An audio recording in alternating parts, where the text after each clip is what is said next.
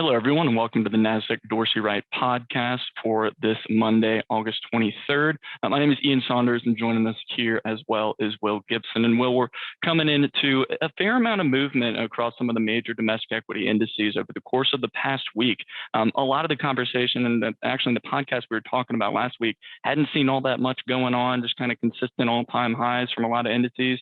And then we entered last week and did see a little bit more movement, not all that extreme movement, but definitely a little bit more movement than we had at least in the latter part of the summer.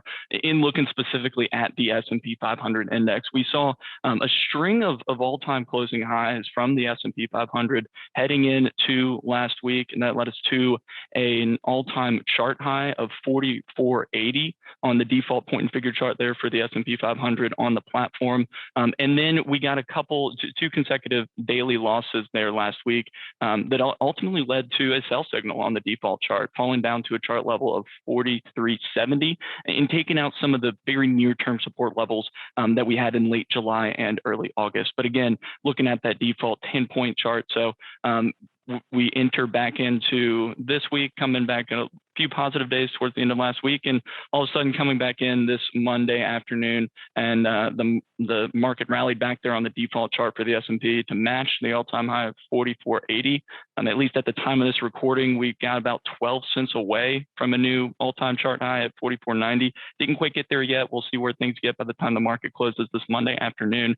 But definitely a little bit more uptick in movement over the course of the past week. And a lot of the conversations that we've been having with clients, having with advisors, and seeing a lot on the news is, how long can we continue to either be at or near these new all-time highs? And what are some of the names kind of participating in this movement? What names aren't participating in this movement is from what we're looking at, a really important thing to understand when you're looking at consecutive strings of highs like this. So in looking at some of the major indicators that we have on the platform, obviously in looking at things from a relative strength perspective, specifically with the Dolly tool, we've actually continued to see domestic equities show an improvement from a relative strength perspective over the course of the past week or so. Still sits firmly there in that number one position, but there's been a lot of shifting underneath the hood, both from a sector perspective as well as from a size perspective. And that's going to be more indicative of some of the recent movement we've seen on some of the indicators. In looking at some of the participation indicators that we have, so we understand the market's continuing to hit these highs, but what stocks are participating in this upwards movement, right? An important way to kind of break that down is to look at things in different time horizons. So a variety of indicators that we can look towards to understand participation, but looking at things from a longer term, an intermediate term, and then a near-term time horizon is a very helpful way to understand how the market's moving underneath the hood of just the broader tickers that you see. So one of those indicators that we have is the percentage of positive trends. So the percentage of positive trends for the NYSE, the PT NYSE indicator that we have on the platform, simply measures the percentage of stocks in the New York Stock Exchange that are currently trading above their bullish support lines or in an overall positive trend. We saw that indicator reach multi-year highs back in February of this year, getting all the way back to up to a chart level of 78%, highest level we had been at actually since 2011. So very kind of high field position for that indicator, at least historically. We don't tend to see that indicator move around all that much, usually only a few column changes a year. Got quite a bit more in 2020 than we typically do, given the uptick in volatility that we saw earlier in the year. But we entered a kind of a period of stagnation there from the broader market positive trend perspective, remaining at that 78% level. Actually, until July, the indicator did move lower and has ticked a bit lower over the course of the past few weeks to get us down to a current chart level of 66%. So what is that kind of telling us? We're seeing the market continue to hit these all-time highs over the course of the past several weeks, but not quite as many stocks are in the in overall positive trends as we saw earlier in the market rally. But the important thing to keep in mind again is we had not seen such elevated territory for the PTNYC in several years. We don't tend to see it remain in that elevated territory for a prolonged period of time. So the 66% level is still relatively high field position for that particular indicator. And in looking at some of the movement underneath the hood between specifically the large cap space and the small cap space helps reveal a little bit of that story further. Looking first towards a more small cap focus indicator, so the percent positive trend for the S&P 600 small cap index, we can see that pictures of that chart looks kind of similar. We saw some sideways movement toward the latter part of the summer, towards the end of last year, a big uptick in participation as we moved into the new year, as we saw small caps outperform largely most of the large cap space there heading through or into the beginning of this year, leading the positive trend for the small cap space. The S&P 600, they're up to a chart position of 88%. The past few weeks, similar picture to what we've seen in the broader market space. We saw that indicator move lower actually in May, and then ultimately fall to a current chart position of 66%, the same as the PP and NYSE. Not all that surprising to see these two indicators show more similar movement, because the broader list of names that we're looking at for the New York Stock Exchange includes a lot of small cap names. However, if we flip the script a little bit and look towards some of the large cap focused names, we've again shown that decline in participation from a longer term perspective, reached an all-time high there for the PT SPX, positive trend for the S&P 500 indicator, up at 92% in April. And we protracted from that in June, July, and now August down to a chart level of 80%. So not quite as high as we were in April, up at 92%. But we're still in a very high field position for the PT SPX.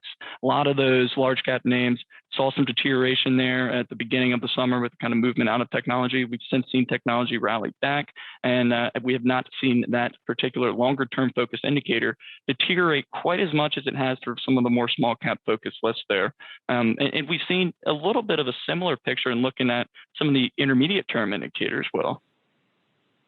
Yeah, we have, Ian, and three that I want to mention are bullish percent focused. So, which measures the percentage of stocks within a universe on point and figure buy signals. It's a way to gauge market participation. So beginning with your bullish percent, similar picture as Ian was getting to, since we posted a 78% reading in January of 21, we have since had a steady decline in the BP NYSE since then, posting lower tops, telling us that fewer stocks were hitting point and figure buy signals when the market was reaching all-time highs throughout this time frame, speaking to that lag in some of the small cap, as Ian said, indicating that the large caps are doing a lot of the weight bearing there. Similar picture for the bullish percent for the S&P small cap 600, like the bullish percent for the New York Stock Exchange, which tilts smaller size. I would like to iterate.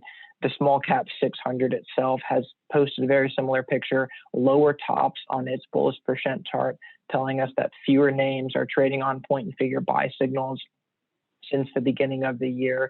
That chart currently sits at about 48%. This is the S&P 600 BP chart, about 48%.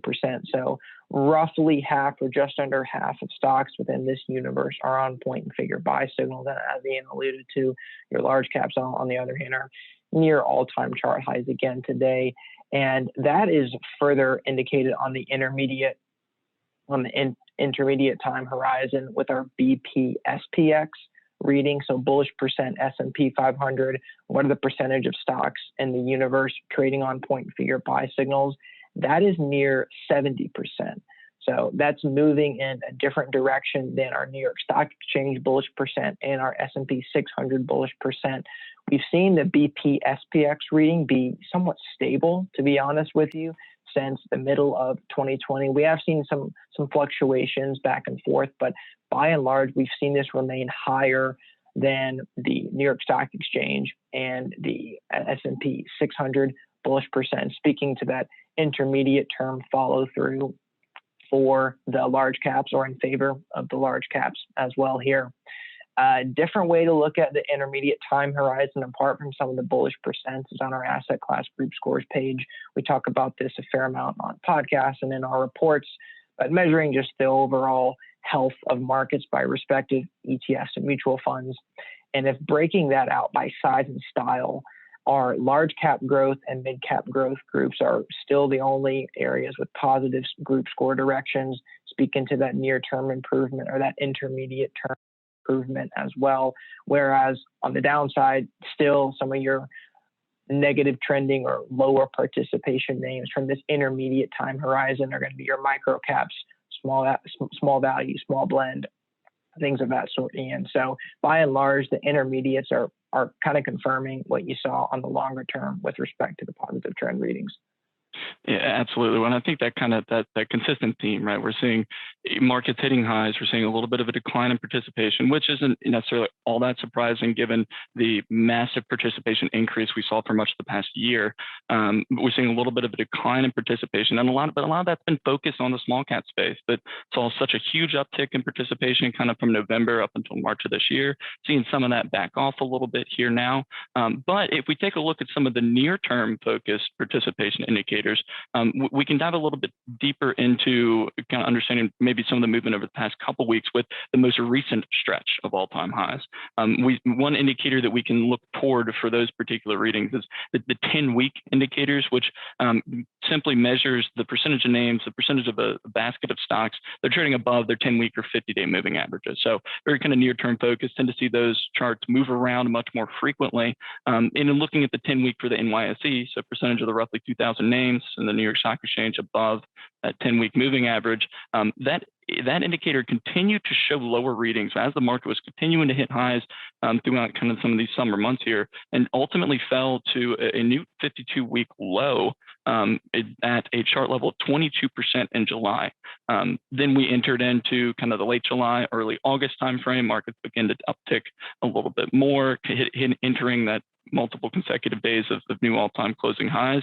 And we saw an uptick in participation, bringing us to a chart level of 50% there in August.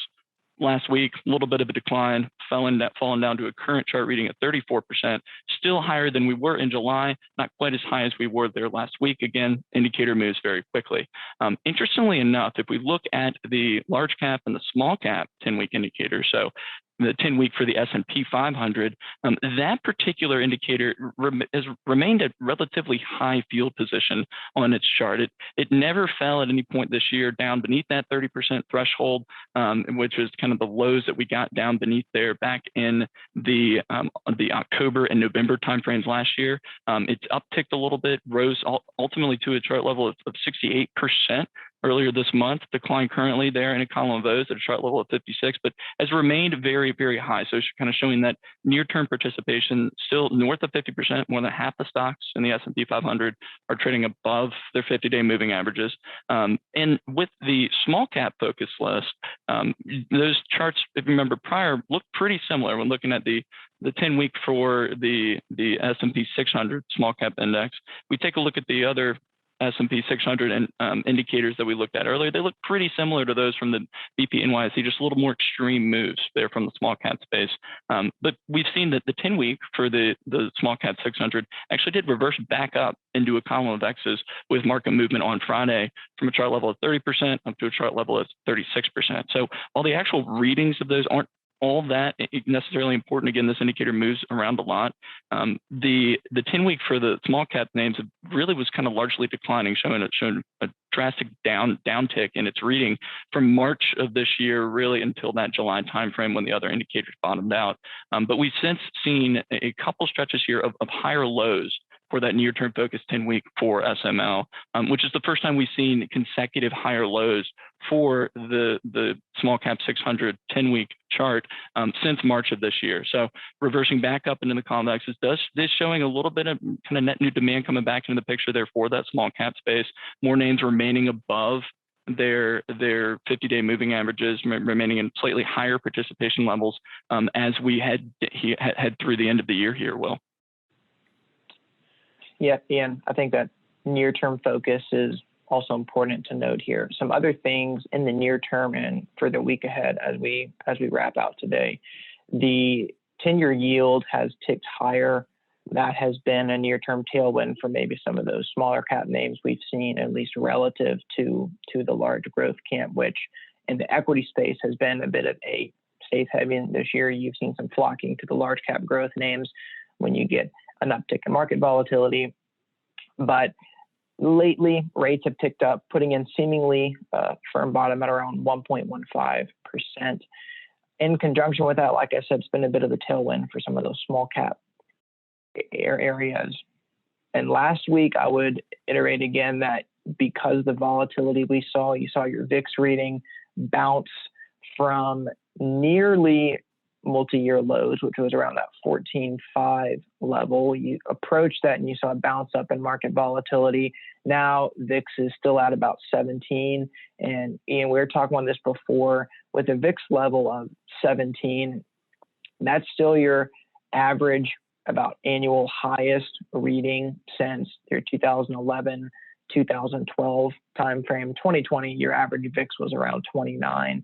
So by no means are we at a low level for volatility in the market. You haven't seen a huge correction, or you haven't seen a pullback, which has been astounding given the handoff from large to small, growth to value, back to growth.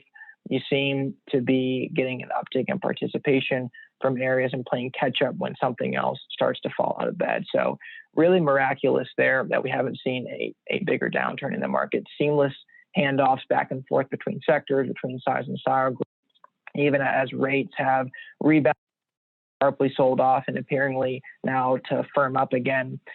By and large, everything holding together well from that long intermediate term, and even from the near term, we're seeing some uptick in participation, which is probably going to be healthy should that sustain and follow through. And then finally, just a few economic tidbits, things to keep in mind of this week that the market may be a bit sensitive to. You'll have your initial jobless claims coming out. You got GDP results as well, Jackson Hole Symposium. Then you have your Powell speech addressing some of their latest inflation concerns and thoughts about tapering going forward. So just keep an eye on that. By and large, things look positive. Long, intermediate, near-term uptick from small caps to be a tailwind as well. Those things said, Ian, thanks for having me on. We appreciate your attention, and per usual, if we can be of any assistance, don't hesitate to reach out. Thank you.